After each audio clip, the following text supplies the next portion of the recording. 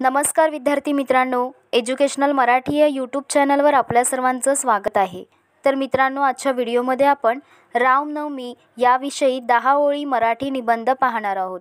तर व्हिडिओला सुरुवात करण्याआधी चॅनलवर नवीन आला असाल तर चॅनलला सबस्क्राइब करा, सोबतच बेल आयकॉनला सुद्धा क्लिक करा।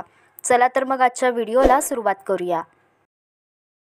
रामनवमी चैत्र महिन्याच्या शुक्ल पक्षाचा 9वा दिवस प्रभू श्रीरामांचा जन्मदिवस मानला जातो। भगवान विष्णूंचा 7वा अवतार प्रभू रामचंद्र यांची जयंती म्हणून श्रीरामनवमी साजरी केली जाते। रामनवमी हा हिंदू धर्मांचा प्रसिद्ध सण आहे।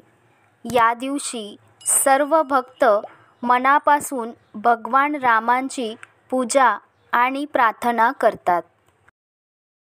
विविध ठिकाणी श्रीराम मंदिरांमध्ये भाविक दर्शनासाठी जमतात। अनेक लोक या दिवशी उपवास करतात। काही ठिकाणी सामुदायिक महाप्रसादाचे आयोजन केले जाते। श्रीराम जन्मभूमी या ठिकाणी रामनवमी सण मोठ्या उत्साहात साजरा केला जातो। रामनवमीच्या वेळी अयोध्येत भव्य मेळा आयोजित केला जातो।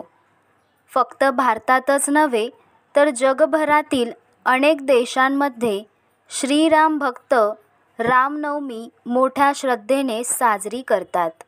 मित्रांनो, आजच्या व्हिडिओमध्ये आपण रामनवमी याविषयी 10 ओळी मराठी निबंध पाहिला आहे।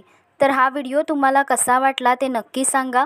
व्हिडिओ आवडला असेल तर व्हिडिओला लाईक करा, सोबतच तुमच्या मित्रांना देखील शेअर करा आणि असेच नवनवीन व्हिडिओ पाहण्यासाठी एज्युकेशनल मराठी या यूट्यूब चॅनलला सबस्क्राइब करा।